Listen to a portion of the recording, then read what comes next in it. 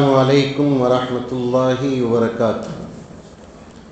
نحمدہ نصلی علی رسولہ الکریم، اما بعد۔ اعوذ باللہ من الشیطان الرجیم، بسم اللہ الرحمن الرحیم۔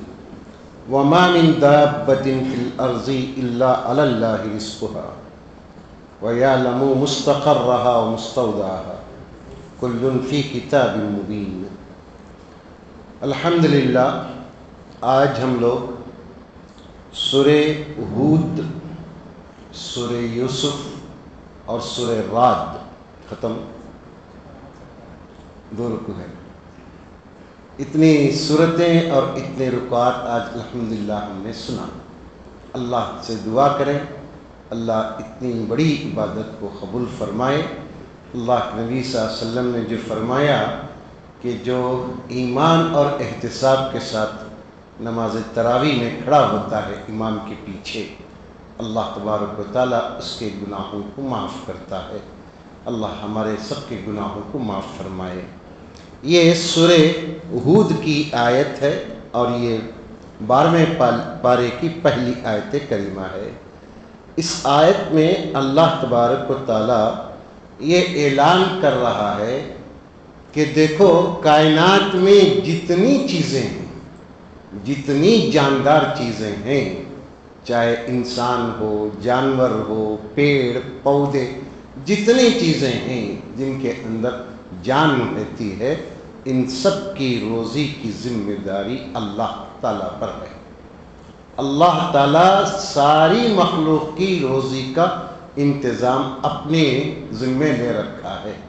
لہذا ہمیں اور آپ کو روزی کے بارے میں یہ اچھی طرح سے ذہن میں بات رکھنا چاہیے کہ ہمارے مقدر میں، ہماری تقدیر میں جتنی روزی روزگاری ہے وہ ہر حال میں مل کر رہے گی، کوئی اس کو روک نہیں سکتا، الا یہ کہ تقدیر میں اس کی طرف سے رکاوٹ ہو، ورنہ اللہ تبارک و تعالیٰ تو اپنی مخلوق کی روزی کا انتظام اپنے ذمہ لے رکھا ہے۔ اس لیے اللہ کے نبی صلی اللہ علیہ وسلم فرماتے ہیں انسان کو موت اس وقت تک نہیں آتی جب تک کہ وہ اپنی قسمت کی روزی مکمل نہ کر لے۔ بڑے آدمی بولتے ہیں انتقال ہونے کے بعد دانا پانی ختم ہو گیا، اللہ کا بندہ چلے گیا بول کر، یہ کیا ہے؟ یہ عقیدہ ہے ہمارا کہ جب تک ہماری روزی ہے ہم ہر حالت میں گرتے پڑتے لڑتے سوتے زندہ رہیں گے۔ جب دانا پانی ہمارا ختم ہو جائے گا تو ایک سیکنڈ کیا، ایک سیکنڈ کا فریکشن بھی ہم اس دنیا میں نہیں رہتے۔ اللہ کے نبی صلی اللہ علیہ وسلم فرماتے ہیں روزی کا مسئلہ دیکھیے، جب انسان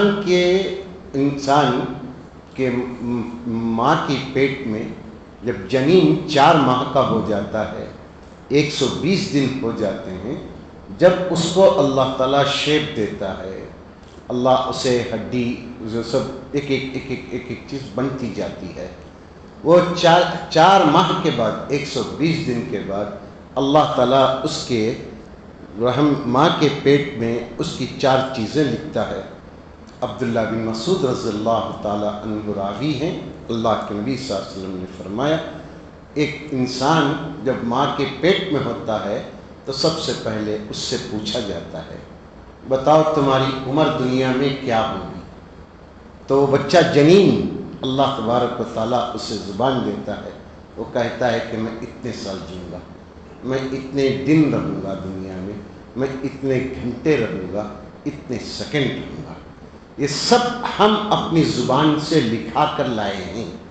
دوسرا آپ فرماتے ہیں انسان سعید ہے کہ شقی، ہم دنیا میں نیک نامی سے جئیں گے یا بدنامی سے جئیں گے، نیک بخت ہوں گے ہم بدبخت ہوں گے، یہ بھی ہم لکھا کر اللہ تعالیٰ کے پاس سے آ گئے ہیں۔ تیسرا اللہ تبارک و تعالیٰ انسان سے پوچھاتا ہے کہ تم کتنا کھاؤ گے، کتنے ٹن روزی کھاؤ گے، کتنے کنٹال کھاؤ گے، یہ سب اللہ تبارک و تعالیٰ لکھاتا ہے۔ چوتھی چیز دیکھیے، کہاں پر مرو گے تم کہاں تمہارا انتقال ہونا ہے، بِأَيِّ أَرْضٍ تَمُوتُ، کہاں تم کو وفات ہونے والی ہے، یہ انسان خود اللہ کے پاس لکھا کر لاتا ہے، اسی کو ہم تقدیر کہتے ہیں۔ یہ میرے اور آپ کے لکھائے ہوئے الفاظ ہیں، ہم کو معلوم نہیں ہم کیا لکھا کر لائے ہیں، اس لیے دعائیں کرتے رہنا چاہیے کہ اللہ ہم جو تقدیر اچھی لکھا کر لائے ہیں تو اسے ہم کو عطا کر، جو بری چیز ہمارے تقدیر میں ہے اللہ تو اس کو پھیر دے۔ دعا ہی ہماری بری تقدیر کو پھیر سکتی ہے، اس لیے دعا میں کبھی بخیلی مت کیجیے۔ دعا عاجزی کے ساتھ، انکساری کے ساتھ، آہوزاری کے ساتھ، رونا نہیں آتا تو رونے کی صورت بنا کر دعا کرنا چاہیے، کیونکہ دعائیں ہمارے مقدر کو بدلتی ہیں۔ پھر اللہ تبارک و تعالیٰ اس صورت شریفہ میں یہ بیان کیا ہے کہ انسان کی عادت ہوتی ہے کوئی بھی نیک کام کر کے اس کا ڈھنڈورا یا اس کی شہرت یا اس کا نام چاہتا ہے۔ ہر ایک کے اندر ہے، وہ کسی کے اندر زیادہ ہے، کسی کے اندر کم ہے، بٹ ہے، وہ جذبہ پایا جاتا ہے، انسان کی فطرت ہے وہ۔ اللہ تعالیٰ اس کے بارے میں کہتا ہے من کان یرید الحیات الدنیا وزینتها نوفی الیہم اعمالہم فیہا وہم فیہا لا یبخسون۔ دیکھو، تم جو دنیا میں چاہتے ہو، دنیا کی زندگی سے، دنیا کی زیب و زینت جو چاہتے ہو، جو تم اعمال کرنا چاہتے ہو، دنیاوی اعمال، ہم تم کو موقع دیتے ہیں۔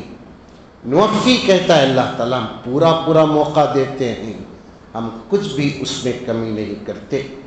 بات سمجھ میں آئی؟ اللہ کیا کہنا چاہتا ہے؟ جو آدمی دنیا میں دنیا کی زینت، دنیا میں نیک نامی، دنیا کے اندر شہرت، دنیا کے تعلق، دنیا کے بارے میں سب کچھ اپنے لیے چاہتا ہے، اللہ کہتا ہے ہم اس کو پورا پورا موقع دیتے ہیں۔ پھر انجام کیا ہوگا؟ اولئک الذین لیس لہم فی الآخرۃ الا النار۔ لیکن بدقسمتی یہ ہے کہ ایسے لوگوں کی تقدیر میں سوائے جہنم کی آگ کے کچھ بھی نہیں رہے گا۔ دیکھیے، کبھی بھی نیکی کر کر، اچھے کام کر کر واہ واہی مت کیجیے، واہ واہی یہ اللہ کو پسند نہیں آتی۔ یہ نیکی کے ذریعے سے آدمی جو شہرت حاصل کرنا چاہتا ہے، دراصل یہ دھوکہ اپنے آپ کو دیتا ہے۔ کئی قرآن میں کئی آیتیں ہم سنتے ہیں، سناتے ہیں کہ یہ واہ واہی کی زندگی انسان کو آخرت تباہ کرتی ہے۔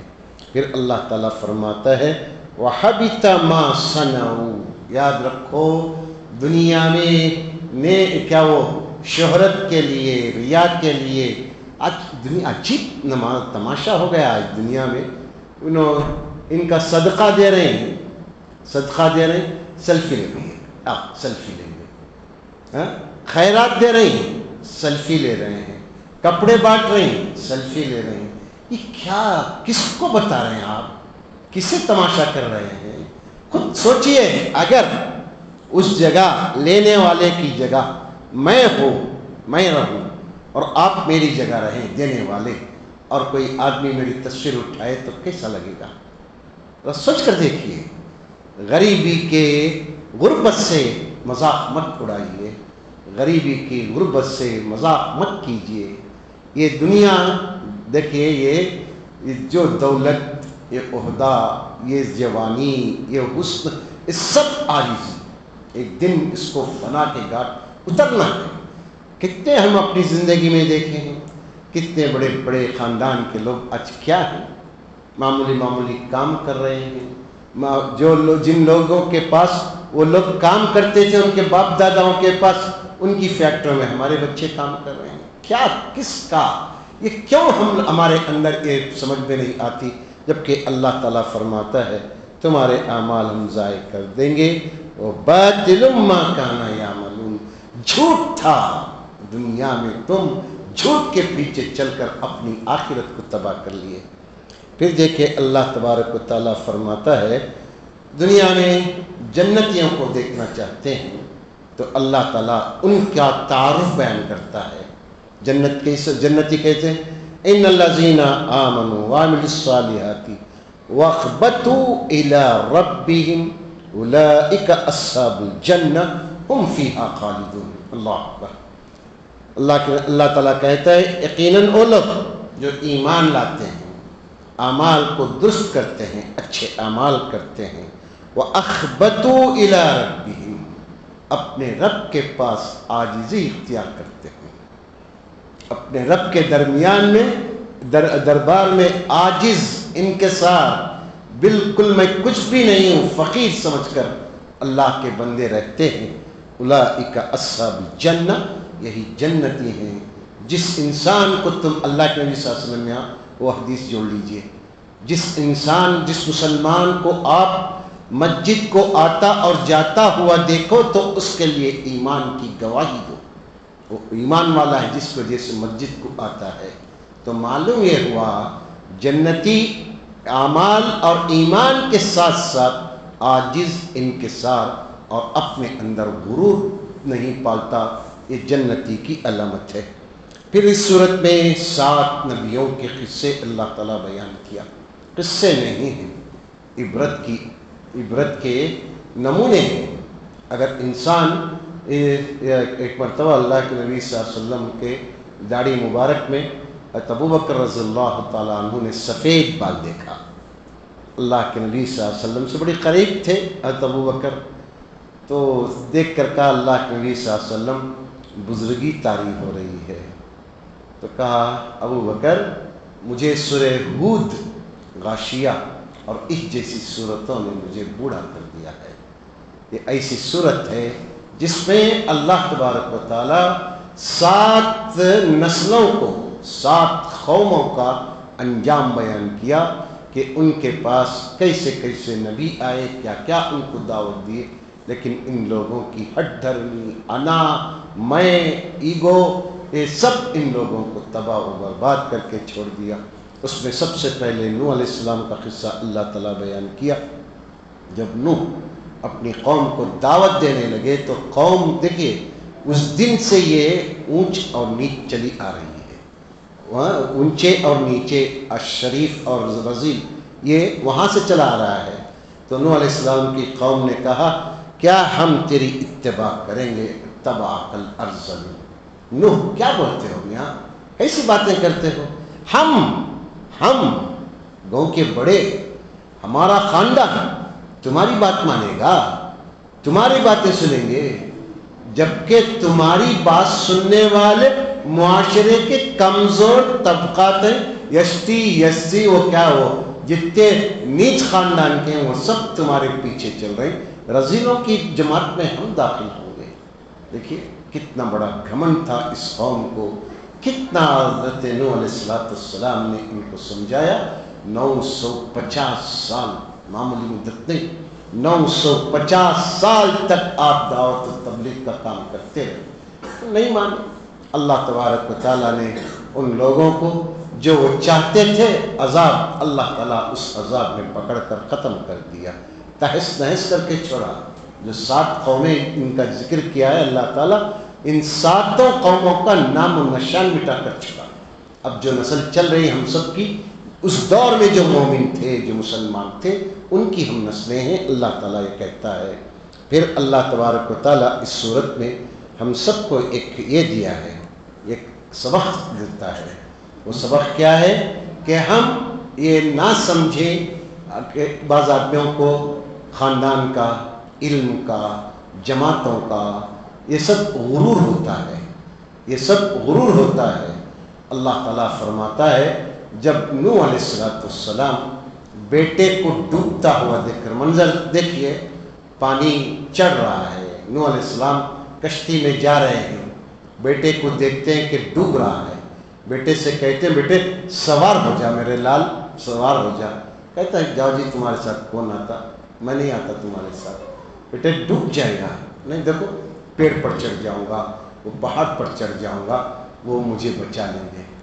بے باپ شفقت سے، درد کے ساتھ کہتا لا عاصم اليوم من امر اللہ، اللہ کے عذاب کے مقابلے میں آج کوئی تم کو پناہ دینے والا نہیں، کوئی بچانے والا نہیں۔ لیکن مانا نہیں، ہر دھرمی انسان کو ضد ہلاکت کے لیے ہوتی ہے، وہ ضد تھی اس کی، وہ ڈوبنے گیا، ڈوبنے لگا، باپ بیٹے بات کر رہے تھے، ایک لوٹ آئی پانی کی، بچے کو بہا کر لے گئی۔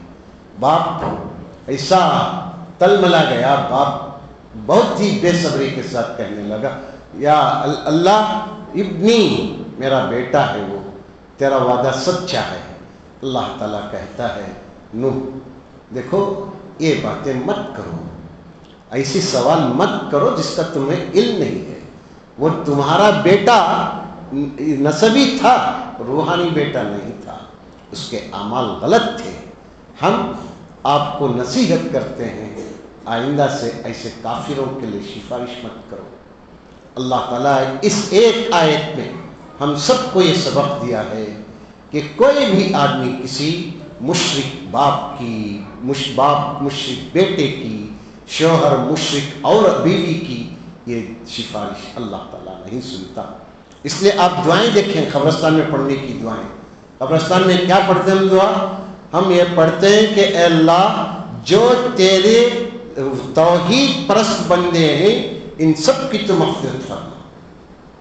دعا میں خود اللہ کے نبی سکھائے ہیں توحید پرست بندوں کی تو مغفرت فرما۔ اللہ کے نبی صلی اللہ علیہ وسلم کتنا چاہتے تھے اپنے ماں کے لیے، دادا کے لیے مغفرت کی دعا، آپ نے کہا نہیں، اللہ تعالیٰ نے کہا آپ نہیں کر سکتے ان کے لیے، یہ شرک پر مرے ہیں، ان مشرکوں کی مغفرت نہیں ہو سکتی۔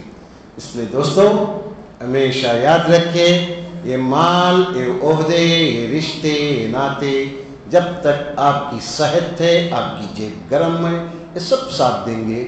جب مالی طور پر بھی کمزور پڑ جائیں گے، آپ کے خواہ کمزور پڑ جائیں گے، تو ایک ارے دوسروں کو چھوڑو، اولاد آج دیکھتی نہیں ہے۔ کتنے ماں باپ کی شکوہ اور شکایت ہے کہ بچے ڈھنگ کے نہیں، بچے تربیت نہیں ہے۔ یہ سب لمبی باتیں ہیں۔ اللہ تبارک و تعالیٰ اس صورت شریفہ میں حضرت ہود علیہ السلام کی دعوت کے 2-3 اہم پوائنٹ بتایا، وہ بتا کر میں اپنی بات ختم کرتا ہوں۔ حضرت ہود علیہ السلام کا ذکر آیا، بڑے زبردست قوم تھی یہ، ہود کی قوم عاد بہت زبردست قوم، ایسا معلوم ہوتا تھا بڑے بڑے پیڑ ہیں، بڑے بڑے جھاڑ معلوم ہوتے تھے، ان کی جسم، ان کے یہ اچھی طاقت اللہ تعالیٰ ان کو دیا تھا۔ ہم پڑھتے ہیں پڑھاتے ہیں بچوں کو کہ یہ ہاتھیوں جیسے تھے، ان کو غصہ آتا تو وحشی ہاتھی جیسا، جنگل میں پاگل ہاتھی جس طرح کا ہوتا ہے ویسے ہو جاتے تھے۔ ان کو اتنی طاقت کا اتنا غرور تھا، وہ کہتے تھے ہم سے بڑھ کر من اشد منا قوہ، ہم سے بڑھ کر طاقت میں کون ہے؟ آج امریکہ بول رہا ہے، روس بول کر ختم ہوا، آج امریکہ بولتا ہے، ٹرمپ بول رہا ہے اس سے بڑا پاورفل کون ہے؟ اسے یہ سب چیزیں یاد اگر کر لے، وہ پڑھے قرآن ایک مرتبہ، کیسی کیسی سپر پاوریں دنیا سے اللہ تعالیٰ مٹا کر چھوڑ دیا ہے۔ اب یہ جو پل رہے پنپ رہے تو یہ ہماری کمزوریاں یاد رکھیے، یہ میرے اور آپ کی دعاؤں میں اثر نہیں ہے، جس وجہ سے اللہ ان کو پلنے پنپنے کے لیے چھوڑ دیا ہے۔ اگر ہم اچھی دعائیں کرنے لگیں، ہماری دعاؤں میں تاثیر پیدا ہو جائے، تو پھر ایک سے ایک بجا کر اللہ چھوڑ دے گا۔ اللہ تعالیٰ فرماتا ہے وَإِلَىٰ عَادٍ أَخَاهُمْ هُودًا قَالَ يَا قَوْمِ اعْبُدُوا اللَّهَ مَا لَكُمْ مِنْ إِلَٰهٍ غَيْرُهُ وَإِنْ أَنْتُمْ مُفْتَرُونَ۔ اللہ تعالیٰ کہتا ہے کہ ہود علیہ السلام نے اپنی قوم کو سب سے پہلی یہ بات بتائی، دیکھو تمہارا میرا ہم سب کا معبود ایک اللہ ہے، اسی کی عبادت کرو۔ جو تم بت گھڑ لیے ہو، اپنے ہاتھوں سے بنائے ہو، بھارت میں اچھا سمجھ میں آتا ہی ہے، بت بناتے ہیں، وہ گنپتی بناتے ہیں، وہ کیا کیا بناتے ہیں لوگ، اپنے ہاتھوں سے بنا کر ان کے سامنے ڈنڈوتے ہیں، ان کے سامنے کیا کیا کرتے ہیں۔ یہ آپ نے کہا یہ جھوٹ ہے، یہ جھوٹی عبادت کو چھوڑو۔ دوسرا کیا کہا آپ نے؟ دیکھو میں یہ دعوت کا کام کر رہا ہوں، میں تم سے اجرت نہیں مانگتا، میں بیان دیا مجھے کور دو بول کر نہیں بول رہا ہوں میں، بلکہ میری اجرت، میری مزدوری اللہ تعالیٰ دینے والا ہے، میں تمہارے مال کو کم نہیں کرتا۔